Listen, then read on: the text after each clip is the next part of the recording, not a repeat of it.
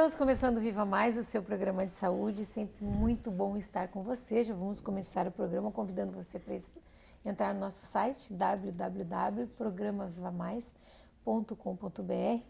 Lá você pode acessar o Assista Aqui. Nós já temos mais de 350 programas gravados. Você pode revê-los. Como o nosso programa é atemporal, né? Fala sobre saúde.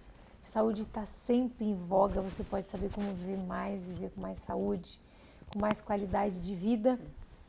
Entre lá, nós temos também a lista dos nossos convidados. A gente procura estar sempre atualizando. Se faltar alguém, você também pode mandar um recadinho lá para nós. A gente bota lá também de novo.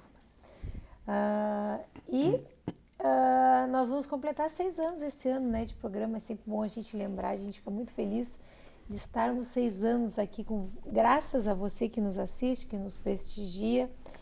E hoje nós estamos de novo com um casal que a gente adora receber. São amigos nossos, foi colega do Miguel na faculdade, que é o Dr. Sadi Selami, que é otorrinolaringologista, professor da URGS, com a doutora Silvia, que é esposa do Dr. Sadi Selami, que ela é fonoaudiologia, é doutora em fonoaudiologia e chefe do serviço de fonoaudiologia do Hospital de Clínicas. Sejam bem-vindos, é muito bom tê-los aqui. E eu não errei na apresentação. Tu viu só? Me puxei que agora. Faz uma mudança assim de uma hora para outra, né?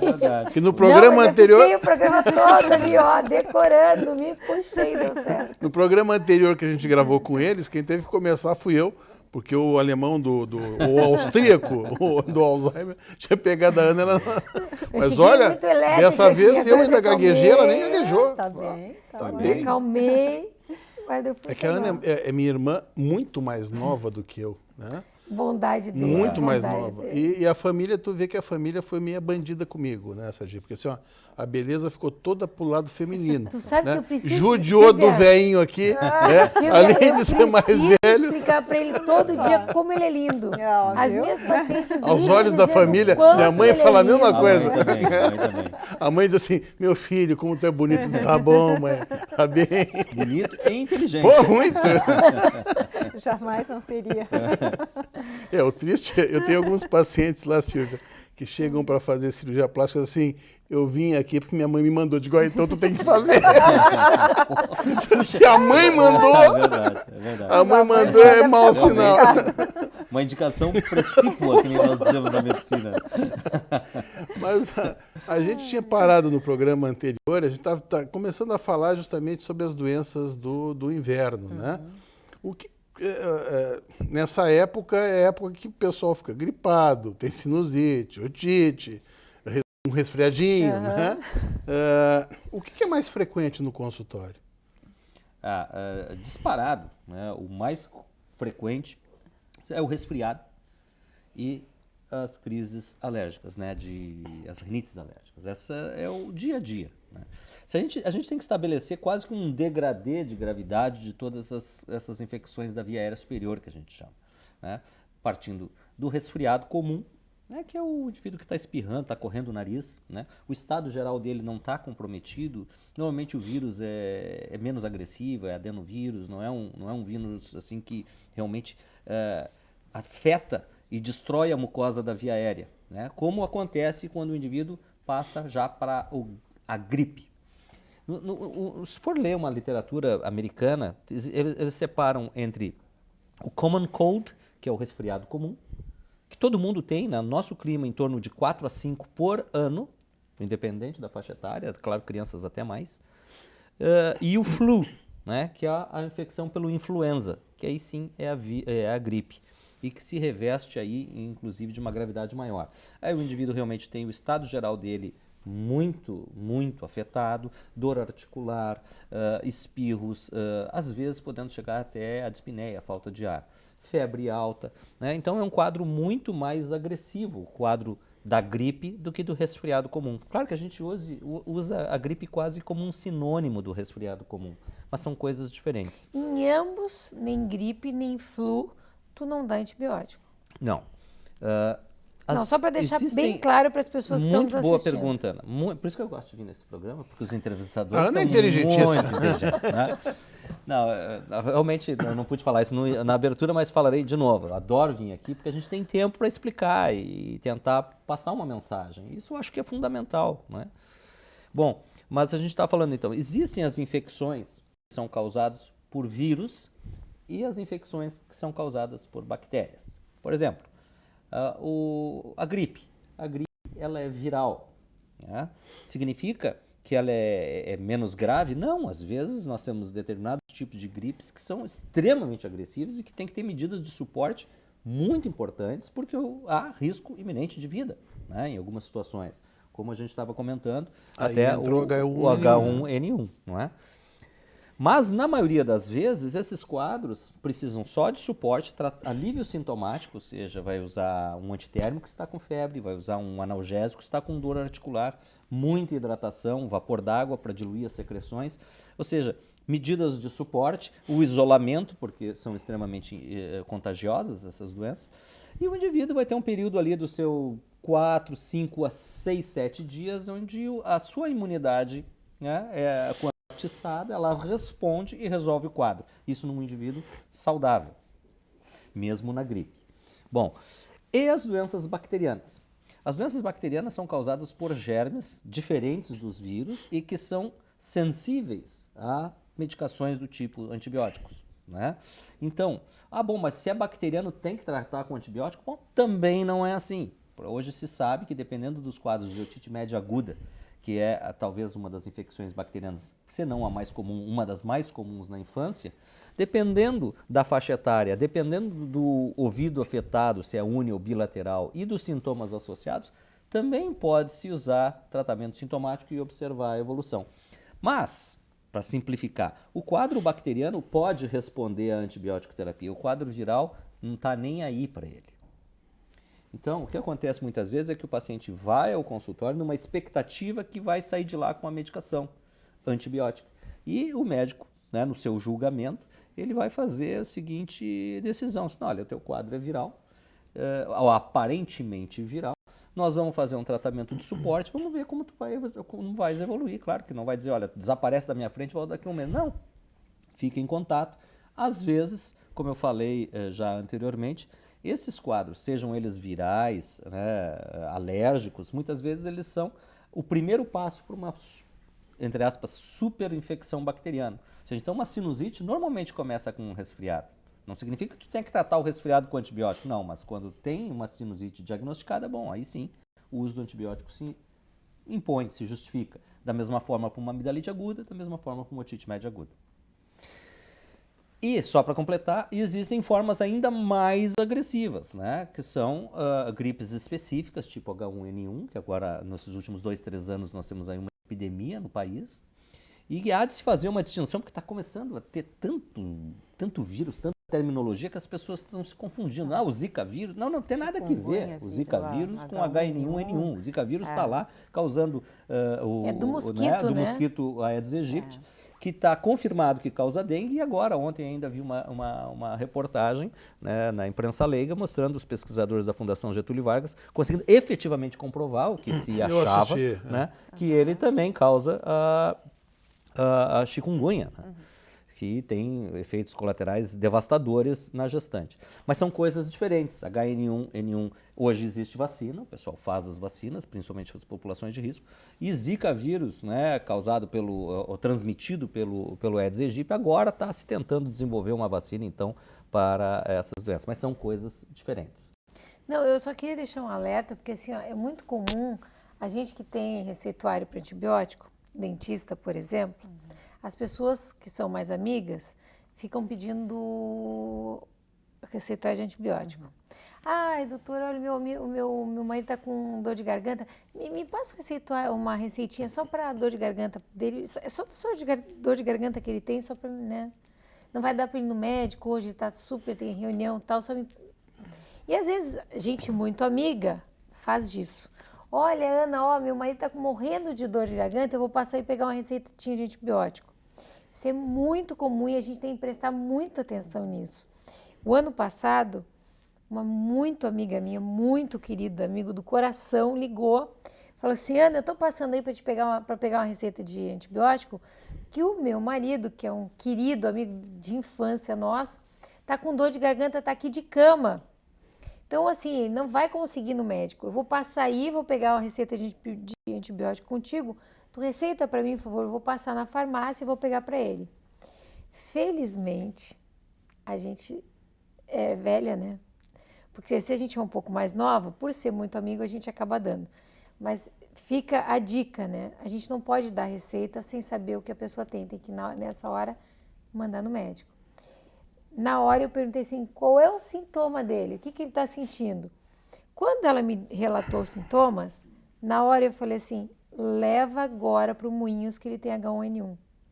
Ela me relatou os sintomas, eu falei assim, não vou te dar porque ele tem H1N1. Pega ele agora e leva para o Moinhos. E felizmente esse nosso amigo está vivo porque eu fiz isso. Se eu tivesse passado uma receitinha de antibiótico, ele teria... Não é o antibiótico que cura H1N1, viu? E o pessoal mais importante as pessoas saberem, né? Mas... Tem todo um tratamento, tem que tomar o Tamiflu, não é o antibiótico que cura, teria morrido. E qual é o problema do uso abusivo da antibiótico terapia? Uma coisa que se chama seleção natural. Ah, mas não vai fazer problema. Tá, se não é viral, então o antibiótico mal faz. Mas faz mal sim, faz mal individualmente e socialmente, né? Porque tu começa a selecionar germes. Cada vez, os germes não são estúpidos, ou seja, se a gente vai tratando eles com antibióticos, eles mudam o código eles deles. vão mudando o código genético, ou seja, vai selecionando germes resistentes, vai acabando com a população dos sensíveis, mas seleciona os resistentes que vão se multiplicar. Daqui a pouco, e isso já está acontecendo, né, Miguel? Já existem algumas bactérias aí que já são identificadas superbactérias, né? Em UTIs, são superbactérias que são absolutamente não responsivas a nenhum tipo de antibiótico, ou seja, quando tu necessitares usar, realmente aquela droga, no bom sentido, não vai mais fazer efeito. Aliás, aí vira nos dois sentidos, porque ela vira uma droga mesmo, não faz efeito nenhum. Fora os efeitos colaterais, né, Miguel? Que tu comentaste de todos os antibióticos que têm reações de hipersensibilidade. Steve Johnson, hepatotoxicidade, ou seja, por favor, essa é uma grande mensagem que esse programa pode levar ao público, é que se ele for ao médico e o seu médico julgar que há um problema viral, isso sim é um problema, é uma doença, mas cujo tratamento normalmente é de suporte, às vezes até intra-hospitalar, no caso que tu comentaste de H1N1, né, ou numa infecção pulmonar viral agressiva. Mas não quer dizer que o seu médico não sabe o que você tem, né? Porque na maioria das vezes os pacientes saem até muito desapontados, que eu fui lá e ele me disse que eu estava gripado. Não me deu nada. Às vezes eles já consultam na expectativa de sair com o antibiótico, sem dúvida né? nenhuma. Então já vão assim, já que tem que fazer a consulta, faz a consulta porque vai ter o antibiótico e isso vai resolver o meu problema. Muito cuidado então, a cultura do antibiótico, ela é uma coisa, ela é muito presente, né? Mas sabe que a gente vê isso, infelizmente, Silvia, até pelos meios de divulgação, né? É aquela história, os médicos atendem milhares de pessoas, eu diria que é uma profissão meio ingrata, né? Pior que medicina, eu acho que é trabalhar na enfermagem. Eu já trabalhei na enfermagem na época que estava estudando medicina, porque daí tu não tem reconhecimento nenhum mesmo, né? Quer dizer, se der tudo certo, não foi tu, se der alguma coisa errada, foi o coitado do técnico de enfermagem que não fez certo. Mas na medicina é meio parecido, né? Então o médico está atendendo o posto ali, ele atende milhares de pessoas, na grande maioria ele acertou. E daí tem aquele caso que, como tu falou, né, Sadi, de repente era um resfriado, mas o paciente estava com a imunidade baixa de um resfriado, já que ele estava com a imunidade baixa, tinha o meio propício, quer dizer, ele já estava com a imunidade baixa, ficou mais baixa, tinha secreção, calor, veio a bactéria lá e se alojou lá. E ele acaba fazendo uma infecção, uma pneumonia e vai para um quadro mais grave. A culpa é do doutor. Não, o doutor fez certo, de repente quem devia ter voltado mais cedo para fazer a revisão era o paciente, né? E acaba caindo nas costas de quem? Do coitado. Pessoal, eu sou isento porque, graças a Deus, o que a gente faz hoje em dia é trabalhar com gente saudável, né? Eu não faço mais plantão, já fiz muito tempo, pronto-socorro, Cristo, Santa Casa. Graças a Deus eu trabalho com gente sadia, via de regra. Então, eu não estou querendo tirar a brasa, botar no meu assado, não. Mas, infelizmente, a gente vê que os meios de divulgação muitas vezes crucificam o plantonista e o plantonista fez certo. É que a evolução da doença foi muito ruim. Quer dizer, a gente estava comentando aqui no intervalo, eu conheço gente que fez a vacina e morreu no dia seguinte. Ora, mas isso é uma exceção. Né? Então, eu não posso querer generalizar. E o que o doutor Sadi falou é muito importante. Né? Então, assim, procure dar um pouquinho de ouvido. Você está indo ao médico para ter um diagnóstico, procure escutar o que o cara falou. Né? A intenção do médico não é lhe prejudicar. Não vou te dar antibiótico porque eu sou malvado, quero que tu sofra. Ora, ninguém é idiota a esse ponto. Eu me lembro no pronto-socorro que a gente atendia o pessoal que chegava lá todo arrebentado, batia o rosto no para-brisa do carro, e a culpa por ele ficar com marca era de quem estava operando ele, não era dele que bateu o carro, nem do para-brisa. Quer dizer, é uma forma muito fácil de jogar a culpa em cima do outro. Transferir a responsabilidade. Transferir, exatamente. Não era ele que estava correndo com o carro e fez o acidente. Né? A culpa é do médico. Eu me lembro de um outro que estava culpando o cirurgião plástico, que costurou o braço, o colega estava tendo que dar explicação que ele tinha costurado o braço do paciente, que tinha levado uma facada, o paciente não foi fazer curativo, simplesmente ficou um mês com os pontos, não foi para o hospital, não foi nada, teve uma gangrena. A culpa era do colega que costurou, não era dele, que não foi no hospital, e nem do cara que deu a facada dele. Daí é para matar, né? Bom, de novo, vamos aos comerciais e já voltamos.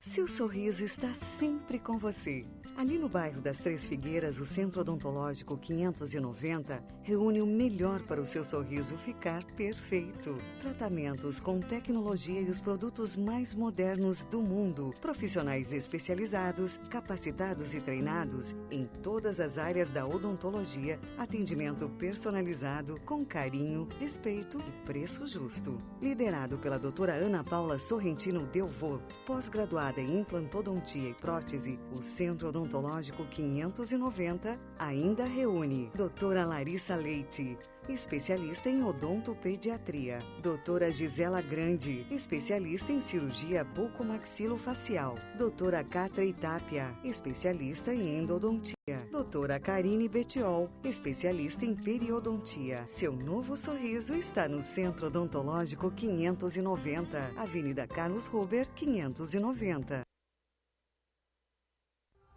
Você sonha com agilidade ao dirigir, com incrível design aerodinâmico, segurança e precisão nas curvas e a potência que você sempre quis.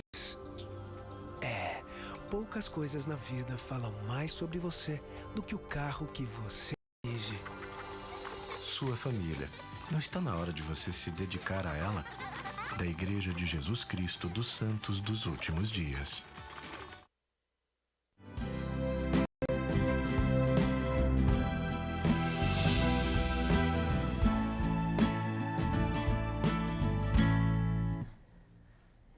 Então, nós estamos falando de novo com o Dr. Sadi, otorrinolaringologista, doutora Silvia, que é fonoaudióloga, e a gente deu uma ênfase especial para esse programa, para as doenças de inverno, porque nós estamos com essas alterações de tempo aí malucas, né?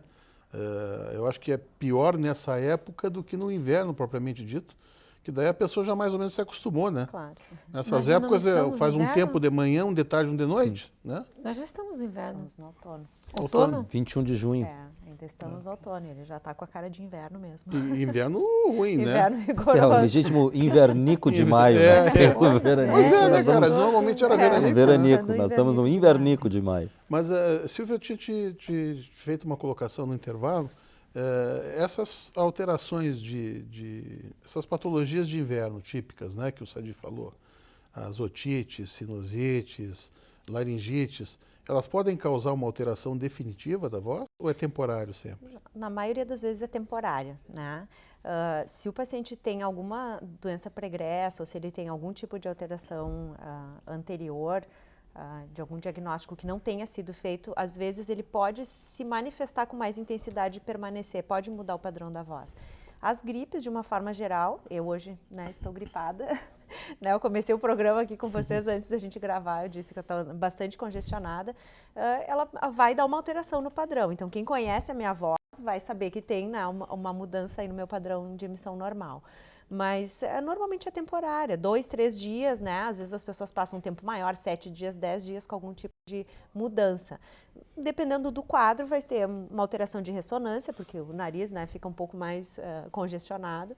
Pode ter algum edema em prega vocal, né, na corda vocal propriamente dito, que também mude esse padrão de voz, mas é ajustável. Se a pessoa faz repouso, toma bastante líquido e tenta não fazer um uso muito intensivo de voz, ele acaba superando isso com bastante facilidade. Quer dizer, pode ter ter dado coincidência, né? Pode, exatamente. Estava com um quadro que já ia aparecer, uma lesão e só agravou. E tem algumas situações que sim, se a pessoa tem uma lesão, às vezes ela, se essa gripe, se tem a manifestação de tosse muito frequente, às vezes ela desencadeia, ela propicia que se apareça uma manifestação de disfonia mais permanente. Quando vai se investigar, né, então a pessoa teve toda uma melhora do seu quadro gripal, ela não tem mais a coriza, ela não tem mais a tosse, ela está, né, respondendo bem, voltou ao normal, mas a voz continuou rouca, né? Então isso merece uma investigação, porque às vezes tem algum tipo de lesão que pode ter uma que a gente chama de alteração estrutural mínima. Ela estava escondidinha, né? Às vezes é uma lesão congênita, muito pequena, muito discreta, e com o abuso vocal por meio da tosse, por exemplo, ou se a pessoa teve que se expor a uma grande demanda vocal com essa condição, né, do processo gripal, ela pode manifestar de uma maneira mais intensa. Tá? Então, a disfonia merece uma atenção quando ela permanecer, passa um tempo muito depois que terminar o quadro, né, gripal. Já no ouvido já não é assim, né, Sadia? Porque as lesões, dependendo do tipo de infecção, tu pode ter uma lesão mais grave, mais definitiva, né? Aí assim, nós estamos falando das infecções, né? Então, a infecção mais comum na orelha humana, agora o moderno, a nômina anatômica manda a gente falar... voltar ao passado, chamar de orelha. Orelha, né? Parece que a orelha para nós, parece só o pavilhão auricular, né? Só a orelha. Sempre tinha o nosso colega, aquele que tinha orelha protrusa, os orelha, né? Não, mas agora tudo é orelha. Então, a orelha média é o sítio de maior prevalência de infecções né, em todo o complexo. Só para o pessoal entender, a orelha humana ela se divide em 3 regiões. A orelha externa, que é o pavilhão auricular e o canal auditivo, que é onde a gente bota não deveria, mas Cutuca bota o cotonete, cotonete. né, não deveria. Isso dá muito serviço para os otorrinos. E nós ficamos alertando para não usarem cotonete, mas o pessoal ainda assim usa. De maneira nenhuma.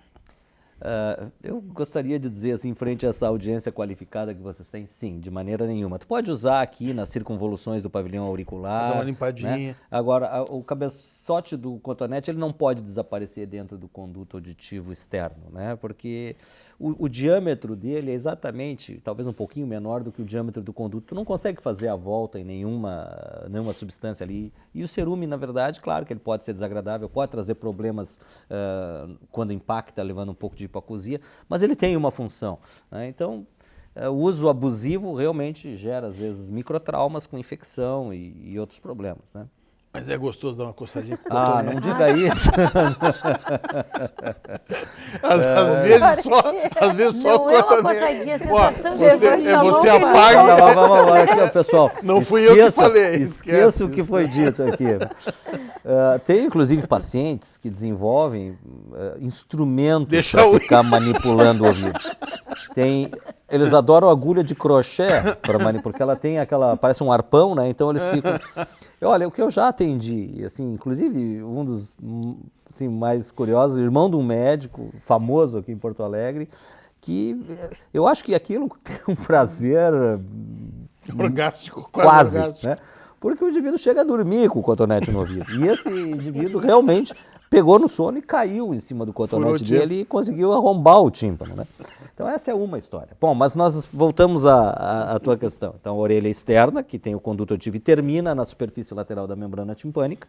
A orelha média, que é um balão de ar, onde tem aqueles 3 ossinhos que todo mundo sabe, né? O martelo, a bigorna e o estribo, que é para amplificar o som, para levar para a orelha interna, que é o caracol, e onde sai o nervo auditivo. A orelha interna também é conhecida como labirinto, né? Tem uma porção anterior, que é a cóclea, que está relacionada com a audição, e uma porção posterior, que são canais semicirculares, que estão relacionadas com o equilíbrio.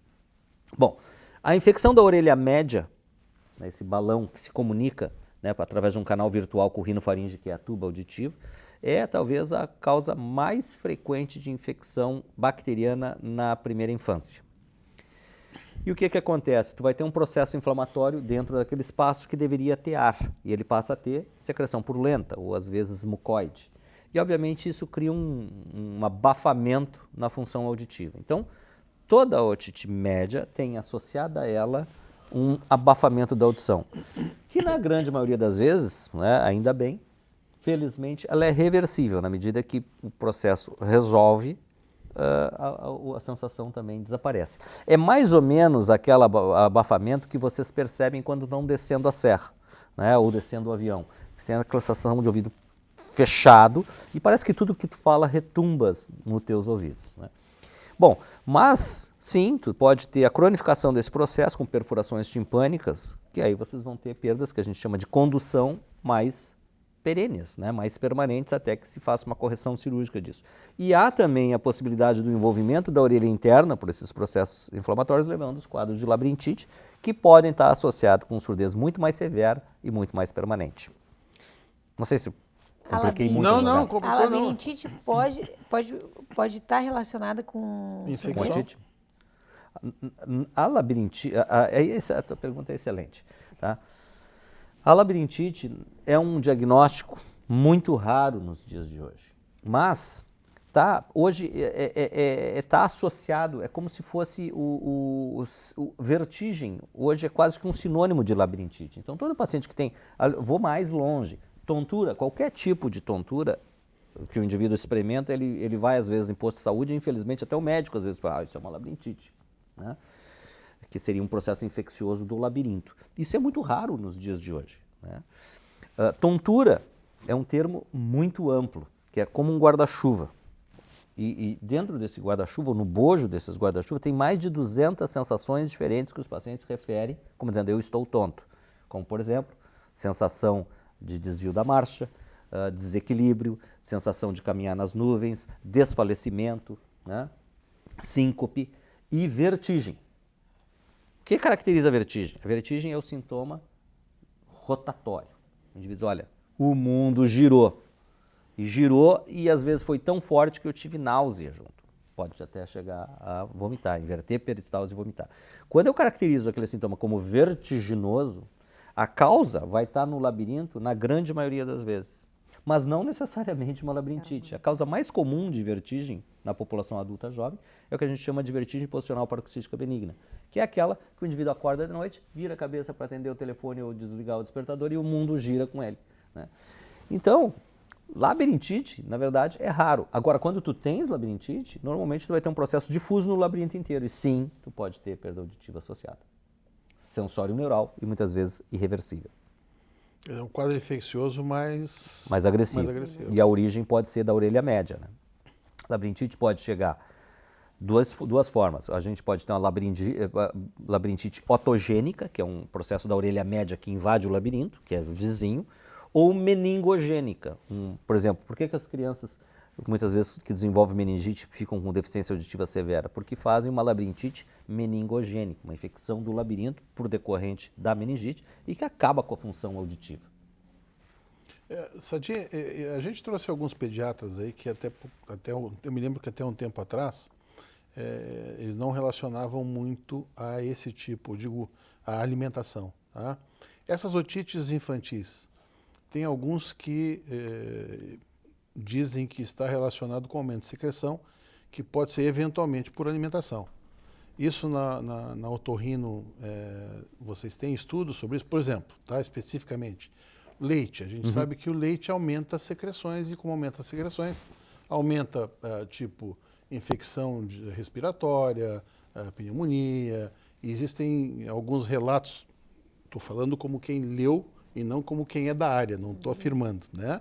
Mas que eventualmente pacientes que não têm intolerância à lactose, que é uma coisa que é progressiva, a gente vai perdendo essa qualidade de fabricação da lactase com o passar do tempo, que isso seria uma das causas frequentes de otite em criança. Isso procede? Procede, sem dúvida, né? A otite média aguda recorrente, um dos diagnósticos diferenciais para saber a origem disso sem dúvida nenhuma, passa por o que tu está falando, né? Intolerância à lactose, às vezes alergia ao leite de vaca, né? E há de se fazer mudanças alimentares para que a criança saia desse ciclo de repetição, né? Então, sem dúvida nenhuma, isso que está falando é absolutamente operacional. Até com prova terapêutica, né? porque Suspende cada e vez vê mais como é se que a fala, criança né? se comporta, exatamente. Então, tem outras questões que são levantadas, como as pneumológicas e tal, não é só com relação ao ouvido, né?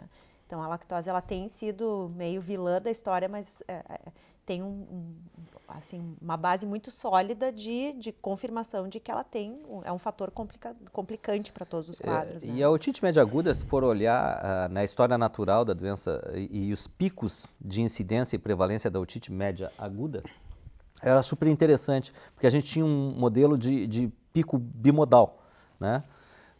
A criança tinha um pico dos 6 aos 36 meses, fazia muita otite média, aí ela entrava num período de lua de mel e depois dos 4 aos 7 anos voltava a fazer muitos episódios de otite média aguda. Por quê?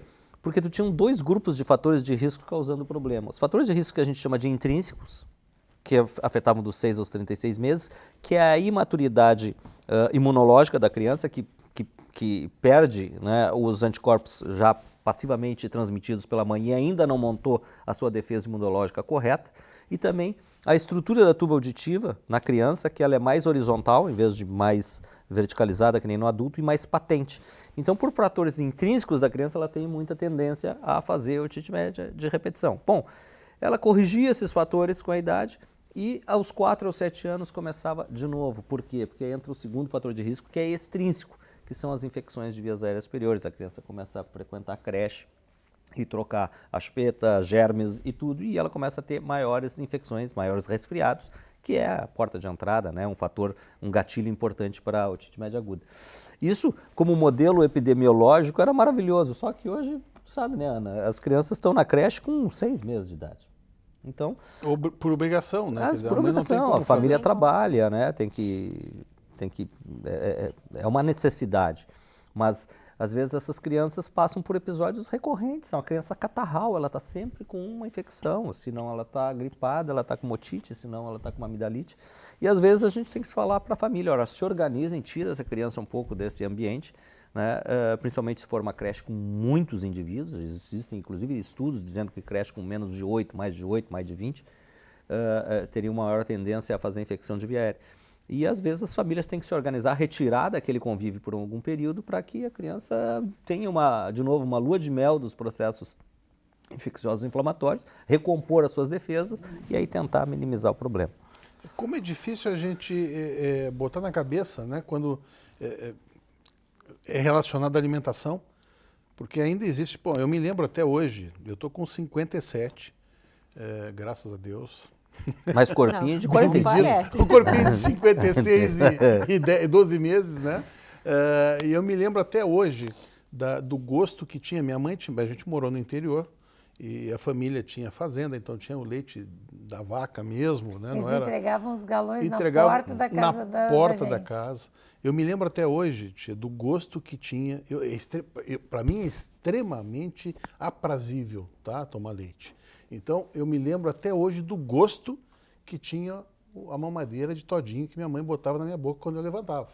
Que maravilha, hein, O dia Miguel? que faltava isso, eu levantava de mau humor. Mas Se é que deixa eu criança explicar- pode ter mau humor. Deixa eu explicar por que a gente lembra. Eu, por exemplo, a minha mãe deu a mamadeira até os 8 anos de idade. E os Olha- dentistas, o que falam disso hoje? Terrível, terrível. Pô, mas o gosto era E eu sou fantástico. alérgica à lactose até os 8 anos de idade. Eu tinha uma dor de barriga horrível. Tadinho. Até que, aos 8 anos de idade, eu parei de tomar leite. Mas eu Felizmente, eu curou nunca tudo. tive esse problema. A Ana, por exemplo, tem Você tem alergia ao ovo. intolerância à lactose? Eu saía da casa de uma tia para outra, da outra tia para outra, e é sempre assim, tu já comeu teu ovinho? Não. Meus ovinhos, Era dois dois. de cada Mas tia. o ovo foi reabilitado agora, né, Miguel? Foi, Ele era foi, vilão, não. agora virou Não, mocinho. Né? É mocinho. Para Hoje mim é eu sou mocinho. alérgica Pra ao Ana, ovo não. e ao leite. A Ana tem problema com a Clara.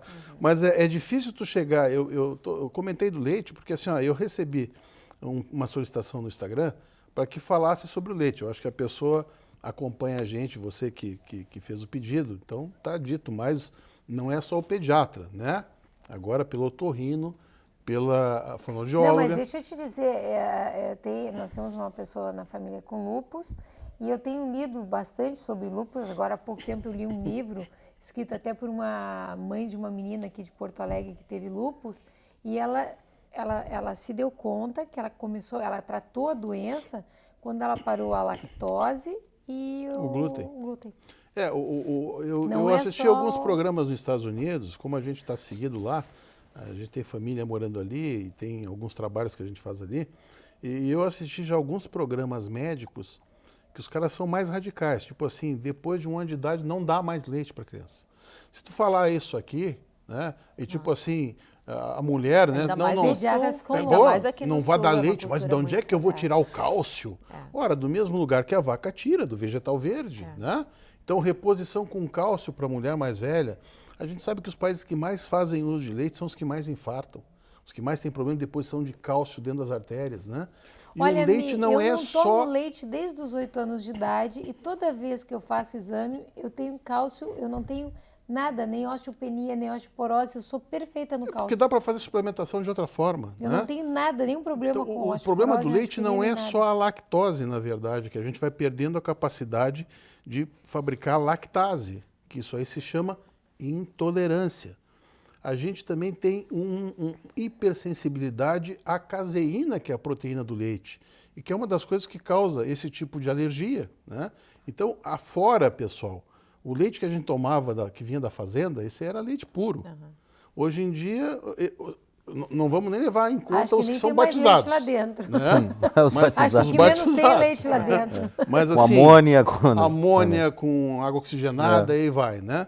Mas o leite, para a vaca continuar dando leite, eles têm que fazer o quê? Hormônios.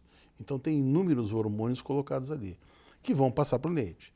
Para a vaca continuar dando leite e não ter mastite, que é aquela infecção nas tetas, eles dão antibiótico, então também tem um antibiótico ali.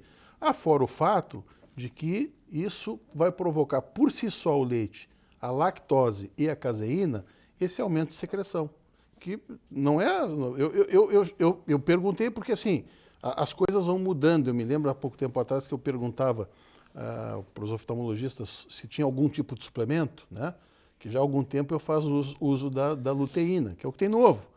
Eu ainda opero hoje e eles vêm me rogando praga. Não, daqui a pouco tu vai precisar. Eu ainda opero sem óculos, né? E eu acho que uma das coisas é a quantidade de ovo que eu comia, que regenera a mácula lá atrás, que hoje em dia está comprovado. A gente já trouxe alguns oftalmos que falaram isso. Do ômega 3, eu acho que lubrifica tem uma mais. genética, porque eu leio meu celular ainda sem óculos. É assim. Qual é o tamanho eu das acho letras? que Por um lado, genética. não, Sadia, é o seguinte, ó, se por um lado ela Sadia. teve o privilégio de ser mais nova, mais bonita, entendeu? Tudo que é peste foi para ela. Eu não pego nada dos negócios que ela pega. Não, mas tá Mas aí eu bem, vou é um bem tamanho também, né? bom. Mas é que ela já fez redução do grau de... Mas, Miguel, eu já tenho muitas vindas nesse programa, eu posso sair da condição de entrevistado para entrevistador. Me aguçou a curiosidade, saber, eu sei que tu trabalha bastante com esses elementos, com complexos vitamínicos. Qual é a posição de vocês em relação à amamentação? Ou seja, ela deve ir até quando? Ela é importante, a princípio, nós somos mamíferos, não sei, mas qual é a posição de vocês em relação a isso? O que a gente sabe, assim, das pós que a gente fez, tá? É que, primeiro, o parto natural seria o ideal, porque quando a criança passa pelo canal vaginal, essas bactérias que vão fazer com que ela melhore a imunidade, ela já vai absorver ali da mãe. Então, é muito importante que ela tenha um parto natural, apesar de eu achar que seja extremamente desconfortável. Se dependesse de nós, homens, superpopular o mundo, com certeza... Seriam o todos que, por o que elas cesariana. aguentam, com certeza, não ia ter meio parto. Tá? E também a outra parte da imunidade é dada pelo colostro, que aqueles primeiros 7 dias até tem tráfico de colostro na Europa. Os pacientes mais velhos, eles compram o leite da primeira semana, esse é um tráfico de leite materno, que é onde tem grande quantidade de imunoglobulinas e tal. E a amamentação continuada, a mãe vai transferir imunidade também. O que a gente sabe é o seguinte, quanto mais tempo, em média, o pessoal diz assim, olha, se puder amamentar pelo menos 6 meses ou 1 ano, é ideal. Eu acho que mais do que isso começa a ficar meio desagradável para os dois lados, né? Quer dizer, a criança fica pendurada, fica dependente, e eu acho que já não tem mais a necessidade que tinha. Mas eu acho que até o primeiro ano, se puder amamentar, seria fantástico. Tá? É o que Além do que tu não bota corpo estranho, né? Fora também as questões do mundo moderno, né? São poucas as mães que conseguem se dedicar um tempo maior até. Mas eu convivo um pouco com o pessoal da nutrição lá na residência, né? Multiprofissional da URGS, do Clínicas, e elas também, né? Dentro desse contexto todo. Olha, 1 ano seria, pelo menos até 1 ano que seja o ideal. Muito mais do que isso, né? Eu só gostaria de fazer, né, um ganchinho com relação a voltar à questão da lactose, do leite e das secreções. A gente, no momento anterior, estava falando de disfonias. Uma das questões... Posso deixar como suspenso para o próximo quadro? Claro. Então você não saia daí. Nós vamos voltar exatamente falando sobre isso.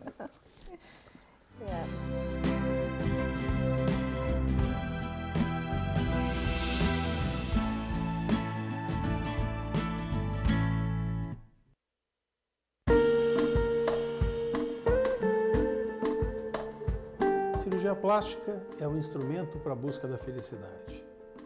Toda vez que nós temos uma maior harmonia entre corpo e mente, nós temos uma pessoa feliz.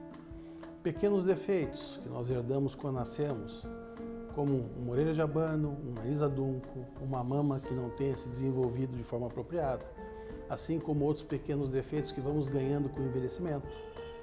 Rugas, sobras de pele, gorduras mal localizadas, são todos possíveis de serem melhorados pela cirurgia plástica. Importante lembrar, quando você quiser fazer uma cirurgia plástica, procure um médico que tenha 6 anos de medicina, 3 anos de cirurgia geral, mais 3 anos de cirurgia plástica, que seja reconhecido pela Sociedade Brasileira de Cirurgia Plástica e que seja reconhecido pelo Conselho Federal de Medicina.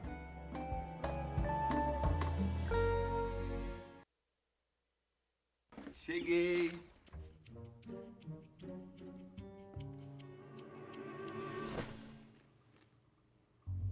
Pai, você não vai ficar bravo comigo, né? Vou, Paciência. mas só se você não tiver guardado nenhuma batatinha pra mim. Guardei. Tá aqui. Seus filhos serão crianças por pouco tempo. Aproveite. Da Igreja de Jesus Cristo, dos Santos dos Últimos Dias.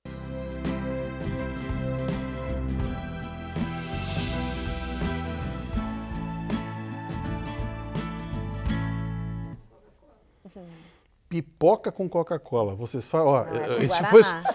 foi o que eu escutei no intervalo aqui. Era pipoca com Guaraná. Não, assim, ó, Minha mãe não vive sem Coca-Cola. No meu filho, o Vitor, né?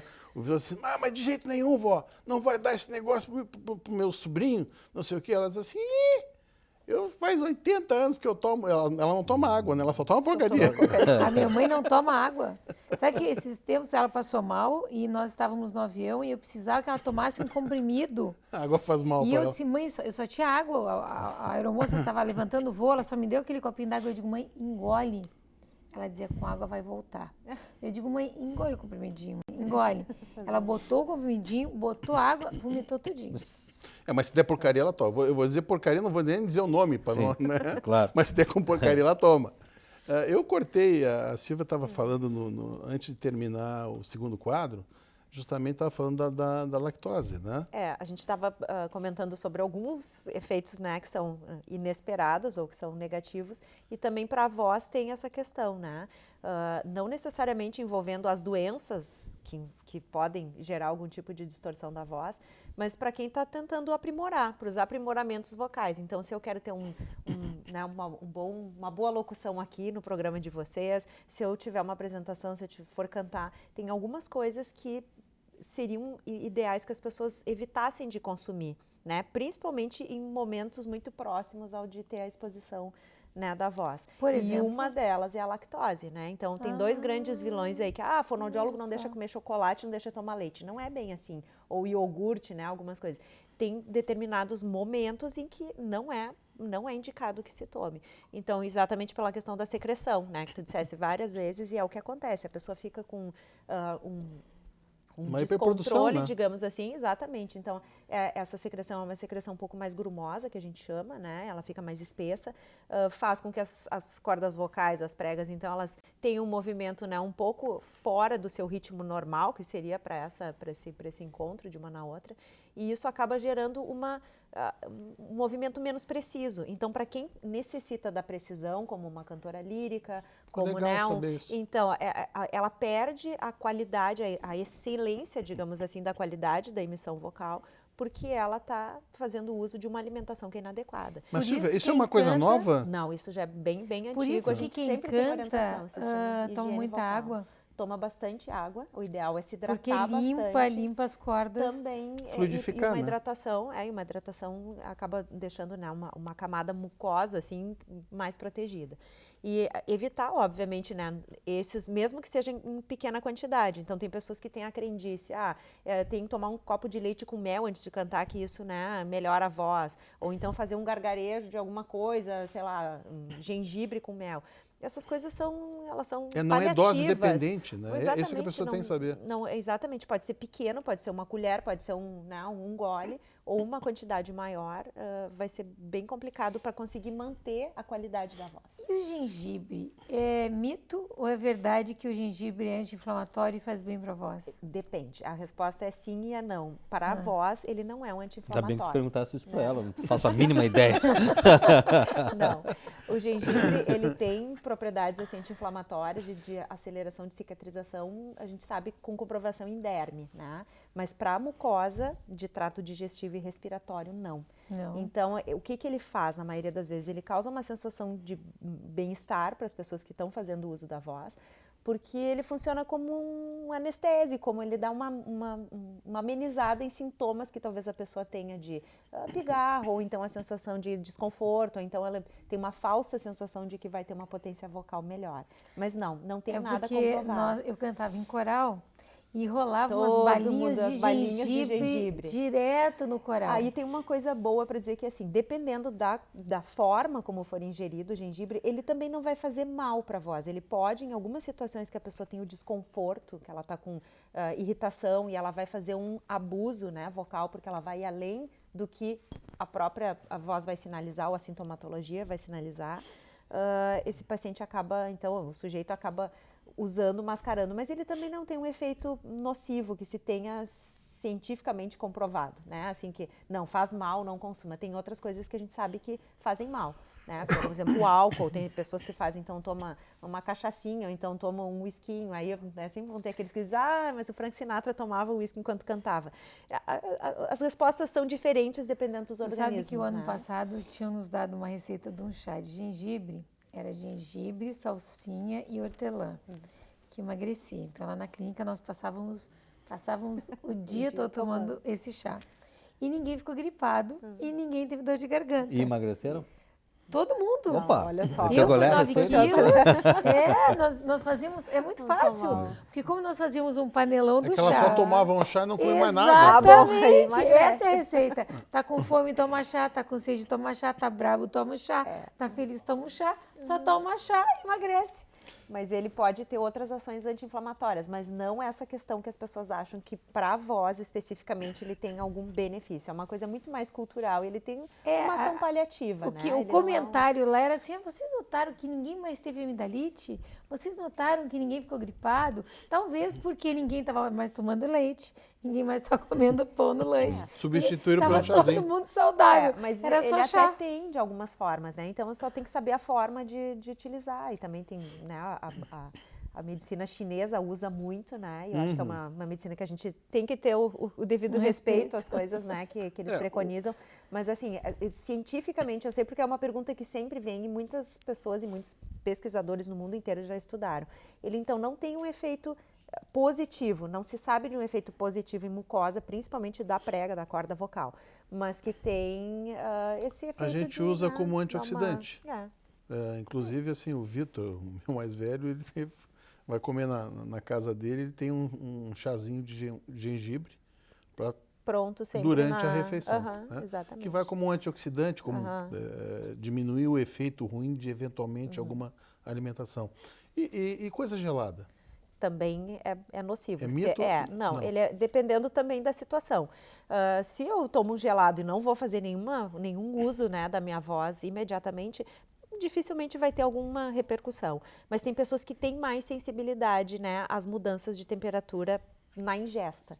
Então, não conseguem tomar bebida gelada que imediatamente desencadeia a tosse. Mas isso é uma coisa muito de nível de sensibilidade individual. Individualidade genética. Exatamente, é uma coisa muito pessoal. Mas não se recomenda bebida gelada. Então, se eu vou estar fazendo, né, principalmente situações que exigem uma performance vocal muito, muito intensa, como cantores, ou então atores de teatro que tem que ter uma projeção muito grande, né? Ou demandas elevadas, até os políticos nas suas épocas de discurso, né? Não dá para dar uma água gelada, né? Principalmente se está exposto a um calor muito grande.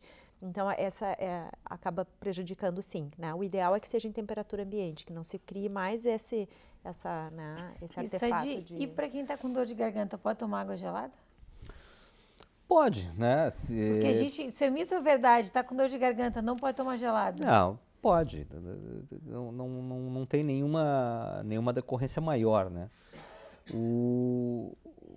Tem aquela questão da quebra, da mudança de temperatura do quente para o frio. Né? Ninguém sabe exatamente como é que age isso, mas tem, às vezes, pacientes que realmente, né, tem uma relação de causa e consequência absolutamente direta, né, de pegar o tal do golpe de ar. Né?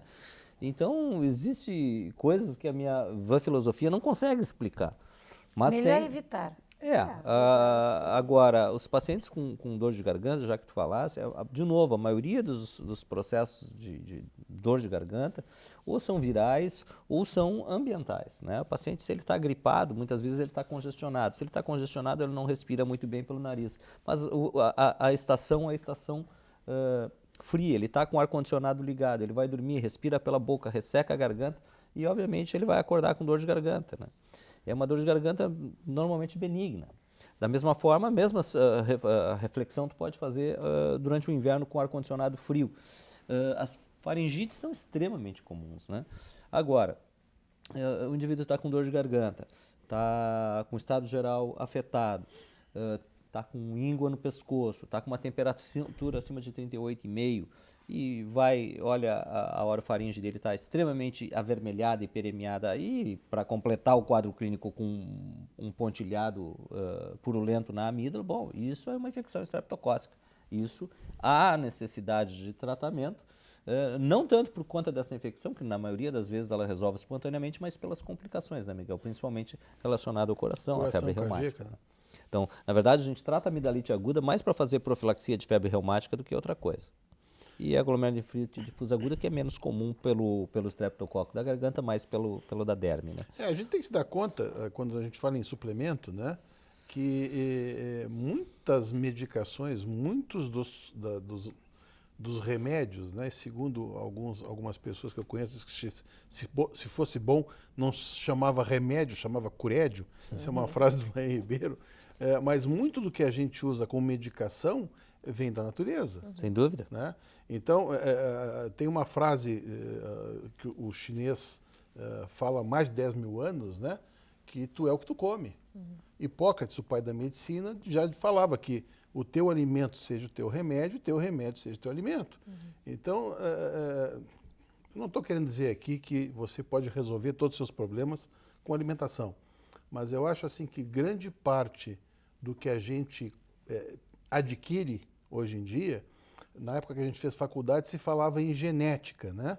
Que o nosso fenótipo, quer dizer, a tua fotografia, dependia integralmente do genótipo. Hoje em dia a gente já sabe que menos de 15% disso é verdade.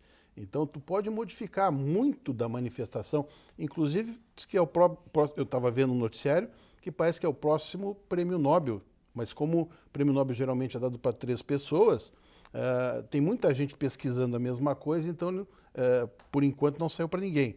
Mas é justamente a mudança da herança genética, que alguns países, Inglaterra, alguns outros, já estão trabalhando nesse sentido de tu mudar o código genético. Daí sim, daí de menos de 15 vai ser menos ainda.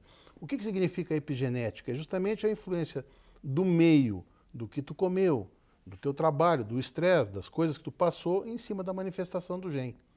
Poxa, isso é uma coisa extremamente nova, né? Porque Quando a gente fez genética na faculdade... Era determinística, É assim. não? Exatamente. Absolutamente. É o teu destino. Exato, É um tu nasceu com mapeamento, aquilo e é um jeito que eu acho que até então a gente tinha de minimizar a culpa, né? De passar a genética. Eu sou assim porque meu pai foi assim. Na minha família, por exemplo, tem por parte de pai, todo mundo infartou. Né? Infartou, teve derrame já antes dos 50. Por parte de mãe, era problema de fígado. Né? Então, por causa disso eu vou ter uma coisa ou outra. Nós nos safamos por enquanto. Mas é que assim, o que a gente fez? Né? A gente mudou o nosso modo de vida, mudou o tipo de alimentação, mudou o ambiente. Quer dizer, eles todos fumavam, todos bebiam, a gente não fuma e não bebe. E aí, outras coisas. Excesso de peso, né? Também. Era peso, coração e fígado. Que altera também, né? Altera a voz, deve alterar para vocês, né? Infelizmente, chegamos ao final do programa e a gente quer agradecer muito Sadia, Silvia, por estarem conosco. Terem nos aguentado 2 horas.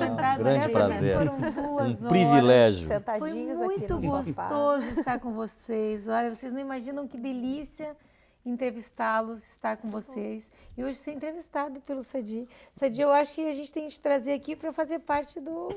Será um grande prazer. É muito fácil falar com eles. Conosco. Porque eles estão acostumados a dar aula, né? Eles são professores de faculdade, então a gente tem que tomar cuidado aqui para não falar demais, né? Que a gente acaba adquirindo alguns vícios também, né?